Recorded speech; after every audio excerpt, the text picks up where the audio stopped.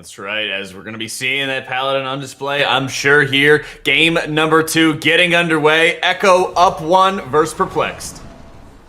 Alright, so we do not see the Paladin comp from Perplexed, but we do see it from Echo. We know that they can play this comp because they actually practiced this on their stream, so we know that they can play this Paladin comp.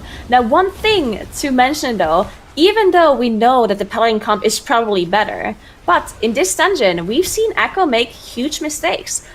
Even twice, I think. I think they had two times where they had huge team wipes in this dungeon here. So whenever that does happen, it doesn't matter what comp you play, the other team is going to win if you make those kind of mistakes, right? So they still need to play this cleanly, even if they have the advantage from having that extra damage from the Holy Paladin. But it looks like the first pull went really well for them, as they're already done with that Pride and the Trash as well. Looks like Perplex got done with the Trash as well, but the Pride mob is still alive, so everything just done a little bit slower for Perplexed.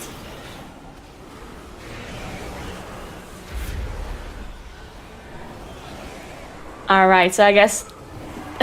you know what? I'm muted, perpetually cough button over here. It's just so stupid looking at the damage meters there. Zalia is up at like 30k DPS competing with the DPS in the group. And then you look over Perplex and you see Ryson, you know, it's a little 2k DPS just vibing down there. But the crazy thing about the HPL damage is it's all prio damage, right? Aside from the Ashen Hallow pumping out the AoE, which is not a huge portion of it. But the Paladin's just spamming out those Hammers of Wrath and the Ashen Hallow and the Wings cooldown, and he's probably really a lot of the damage that goes onto the shards, and then of course on the Pride afterwards once everything's dead. So much priority damage, and you can see where it's paying off for them.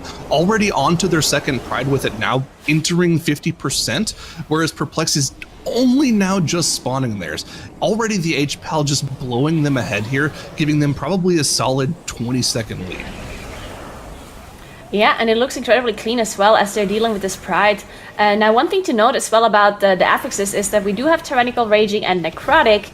Necrotic, something that can be dangerous. We're gonna have to keep an eye on that, how they are using their Kirin vials as well to get rid of those stacks. But the Raging is actually really important here, because those gargoyles that can be mind controlled by the Venthyr Affix, they actually benefit from the Raging. So if you can get them into the Raging Affix first, and then you use the mind control after, then you actually get a lot of increased damage. So that's what we see some of these teams do. They just pull the gargoyles on top of the trash, they nuke them down, AoE them down with the rest, and then when the Pride spawns or when they pull the boss, they have the Raging gargoyles to get Gingy going down actually for Echo here on their side. They have to use a Battle Rust to get him back up. As this shard here is Raging, they have to deal with it really quickly before the next Thrash cast is coming out.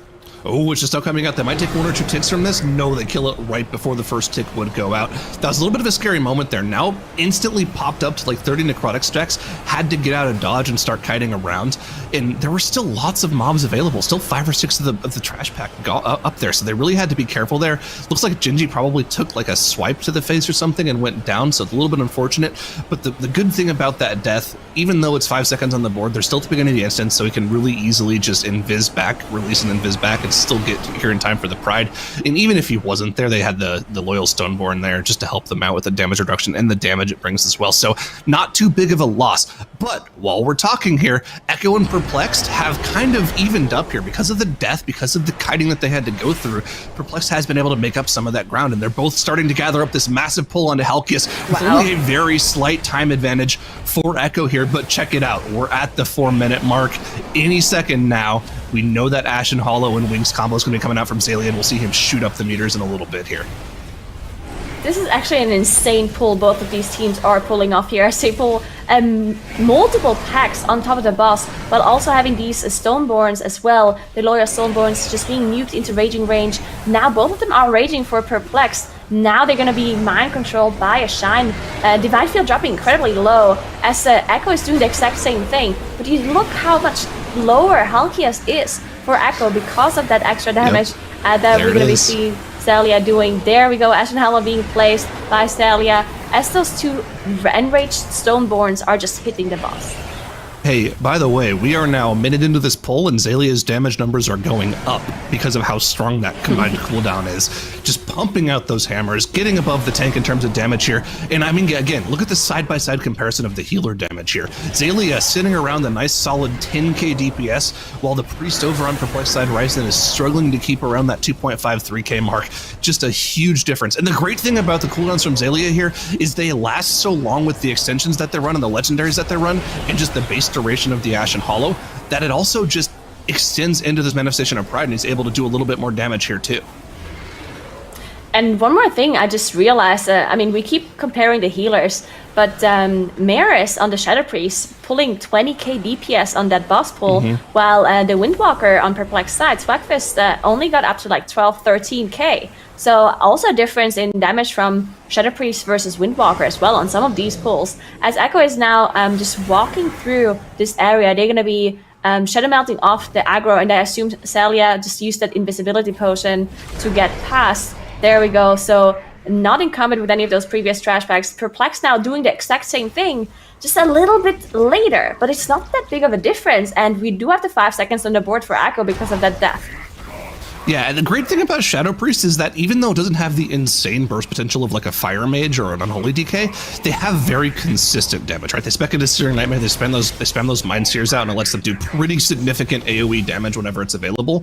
And, you know, yeah, they don't do as much peak damage, but they do consistent damage, which really helps them over the course of the entire dungeon, right? It makes them viable to run as an alternative to the Disc Priest, which is why we're seeing this Holy Paladin comp just kind of become more prevalent, you know, in addition to the ridiculous damage that the Holy Paladin can do. Yeah, definitely. And now we can see who has more single target damage for this boss, as Echelon is dropping pretty low for Echo already. Of course, they pulled the boss a little bit earlier, I would say 10 seconds earlier, maybe a little bit less. So we see the difference in damage. Now, of course, it also depends on offensive cooldowns whenever they're going to be available for one group compared to the other. But I think most of the offensive damage cooldowns are going to be very similar because the pulls are very similar for both of those teams as well. I don't think there's going to be any major differences on where they're using their offensives, especially the combustion. With both of the priests being Night Fae, both of them are reducing the combustion CD, of course, for Gingy and for Wolf Disco. Yep, exactly. Now, credit to Perplex where it's due, right? They are playing lights out in this dungeon and are somehow keeping it within, like, probably, look at the boss percentage here, they're keeping it within that 5% boss damage range, so they're doing a great job of keeping it close. But I think the biggest thing to keep an eye on here is going to be these final two bosses where Zalia is going to have both Ashen Hollow and Wings available for both of them to pump out that single target damage. I don't really see how Perplex is going to be able to keep up. I think a lot of whether or not Perplex is going to be able to take this dungeon comes down to whether or not Echo is able to pull off this particular pull right here, going for a very large double pull into the third boss of this dungeon. We've seen a lot of teams have issues with this. There's a lot of residual AoE damage that goes out, and I mean, it's all going to come down to this, whether or not they're able to pull this off.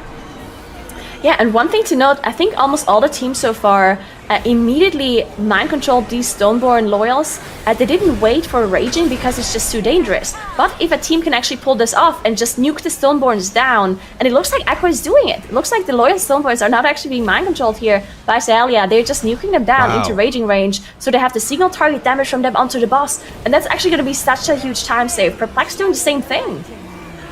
Yeah, that's scary. Like, it's so insanely dangerous to do that pull without the Stoneborn, right? The Stoneborn, not only is it a huge damage boost to help you deal with the trash pack quicker, but it's also a 10% damage reduction on your group, so being able to just throw caution to the wind, AoE the pull down, and get the Stoneborn into raging range is just such a ridiculous amount of control and danger going in. You can see Divine Field dropping incredibly low while tanking that Stoneborn. They still haven't gotten it into raging range yet, which is really confusing, right? You need to get that into raging range so you can actually get it mind controlled and do damage. You can see Echo, they just got their second Stoneborn, so they're doing a much better job of controlling the Stoneborn and doing more boss damage with it, and it's just pulled them so far ahead here. Almost a 30% damage increase on the boss for them. Yeah, definitely. You can see how low the boss is already for Echo. Perplex now also pulling that second Stoneborn on top to get it into that raging range as well. But yeah, we'll see what Echo is doing, because it looks like the boss is going to be dead when that Stoneborn is in raging range. Are they going to be pulling it over to that mini-boss later? I'm not really sure if that's even a possibility. Yeah, but if that's possible, then that will help them out a lot. Yeah, I guess you don't lose too much, right? I guess what you end up losing is the Stoneborn running to the mini boss, right? Because you have to mind control, Yeah. I believe, before going through the gate. Otherwise, it won't run with you. I'm not quite exactly sure how that works. I don't think I've seen somebody try to run through the portal with a Stoneborn still alive. Me neither. Maybe in an it enemy. comes with you.